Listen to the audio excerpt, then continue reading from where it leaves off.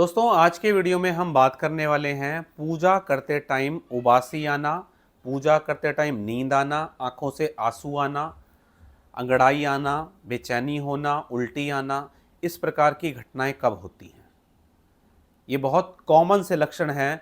जितने भी लोग साधना करते हैं, कोई मंत्र जाप करते हैं, कोई मेडिटेशन करते हैं, इस प्रकार के काम करते हैं, तो उनके साथ इस प्रकार की चीज़ें होने लगती हैं। क्यों होने लगती है, डिटेल में जानेंगे इन चीज़ों के बारे में वीडियो में। देखिए, अगर सबसे पहले आपको नींद आती है पूजा करते समय, तो सबसे पहले आपको यह देखना ज़रूरी है कि क्या आपकी नींद पूरी हो गई है।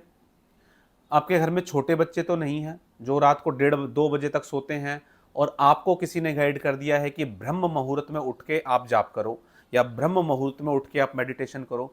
तो अगर आप 2 से 3 घंटे की नींद लोगे तो आपको निश्चित तौर पर नींद आएगी। ये मैं कॉमन सा लक्षण बता रहा हूं जिसका कोई अध्यात्म से संबंधित नहीं है।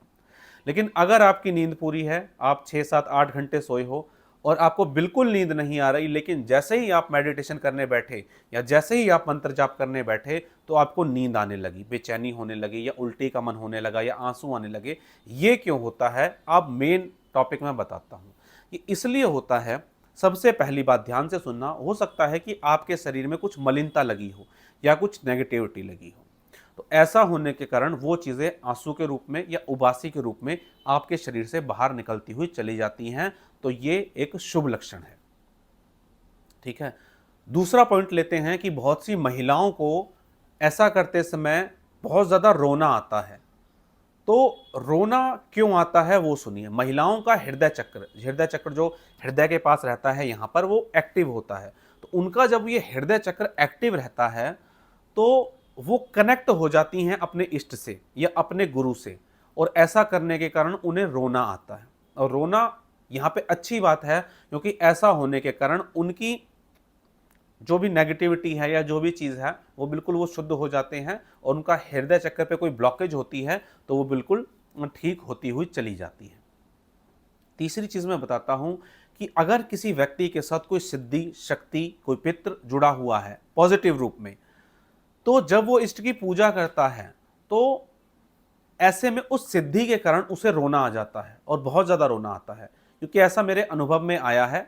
हमारे यहाँ कोर्स कराए जाते हैं तो स्टूडेंट्स बताते हैं कि कोई पर्टिकुलर मंत्र जाप करते हुए उन्हें अमुक दिन बहुत ज़्यादा रोना आया, क्योंकि वो सिद्धि उन्हें इस प्रकार का कुछ आभास करा देती है कि ये दुनिया नश्वर है, या सच्चाई का आभास करा देती है, सभी रिश्ते सिर्फ काम के होते हैं। तो उस समय पर उसको बहुत ज़्यादा रोना आता है। ठीक है। या उस सिद्धि, वो जो सिद्धि होती है वो उसके मन में ये भाव डाल देती है। देखिए, सिद्धि आपके पास क्यों आई? सिद्धि आपके पास इसलिए आई क्योंकि आपका ऑरा, आपका मंत्र जाप उसके साथ मैच हो गया, और मैच होने के कारण अब उसको ये लगता है कि ये व्यक्ति मेरा, मतलब मुझे, मान लिया उसका हृदय चक्र पे वो जो सिद्धि थी वो चली गई, तो अब उसको परेशानी हो रही है क्योंकि अभी उसकी मुक्ति नहीं हुई, लेकिन आप उसे ऊपर लेकर जा सकते हो। तो ऐसे में क्या होगा, उसको रोना आता है और उसके कारण आपको भी रोना आता है। इसमें नेगेटिव कुछ भी नहीं है। अगर ये पॉइंट आपको क्लियर ना हुआ हो तो इसे मैं किसी और पर्टिकुलर वीडियो बना के ज़रूर क्लियर करूंगा कि सिद्धि के कारण जब रोना आता है तो क्यों रोना आता है। बाकी आप कमेंट करके ज़रूर पूछ सकते हो कि ऐसा क्यों होता है। तो सिद्धि के कारण भी किसी व्यक्ति विशेष को बहुत ज़्यादा रोना आ जाता है या उबासी आ जाती है। अगला जो लक्षण लेते हैं उसमें मैं ये बताता हूं कि अगर किसी व्यक्ति को कोई पर्टिकुलर नेगेटिविटी है, कोई तंत्र बाधा है या कोई भी ऐसी चीज़ है जिसके कारण वो परेशान रह रहा है, तो उसको जाप के लिए बैठते ही सर भारी हो जाना, शरीर में अंगड़ाई आना, या जाप, वो व्यक्ति जाप कर ही नहीं पाएगा, क्योंकि उसकी नेगेटिविटी को पता है कि अगर इस व्यक्ति ने जाप किया और ये व्यक्ति अगर जाप पूजा पाठ करने लग गया तो नेगेटिविटी को भाई जाना पड़ेगा, 100% जाना पड़ेगा। क्योंकि जाप में, मंत्र में, मेडिटेशन में वो ऊर्जा होती है कि कोई नेगेटिविटी तो दूर दूर तक टिक ही नहीं सकती।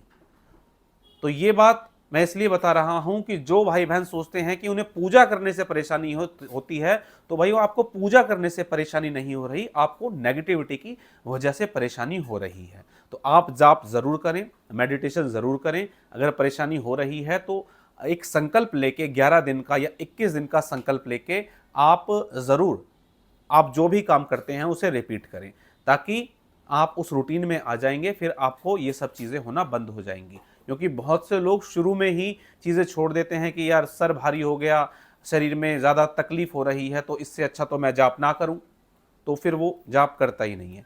इस प्रकार की आपको परेशानी हो रही है तो आप प्लीज़ ऐसा बिल्कुल ना करें, अपना जाप कंटिन्यू रखें। तो ये मैंने लगभग सभी मेन टॉपिक जो थे बहुत शॉर्ट में, संक्षिप्त में आपको कवर करके बताए कि ऐसा क्यों होता है। तो जिन भाई बहनों को प्रॉब्लम हो रही है तो एक दो मैंने उपाय बताए, उन्हें ज़रूर करके देखें। एक हमारे चैनल पर उतारे का वीडियो डाला गया है कि माता महाकाली को आप 3 नींबू की भेंट कैसे चढ़ाएं, और ये काम आप कर लें ताकि आपका ऑरा क्लीन हो जाए और जो समस्या हो रही थी वो आपकी ठीक हो जाए। दोस्तों, हमारे यहाँ हमारे यूट्यूब चैनल पर इस तरह का भूत प्रेत, तंत्र मंत्र बाधा निवारण का, अध्यात्म का, पूजा पाठ से संबंधित कंटेंट हमेशा मैं डालता रहता हूँ। तो इस प्रकार की आपको प्रॉब्लम है तो आप हमारे चैनल को सब्सक्राइब करके बेल नोटिफिकेशन दबा सकते हैं, ताकि आपको नोटिफिकेशन मिल जाए और इस तरह की वीडियो कुछ ज़्यादा लोगों तक पहुँच सके। चलिए, आज के वीडियो में इतना ही। मिलेंगे इसी तरह की जानकारी के साथ अपने अगले वीडियो में। तब तक के लिए जय श्री राम।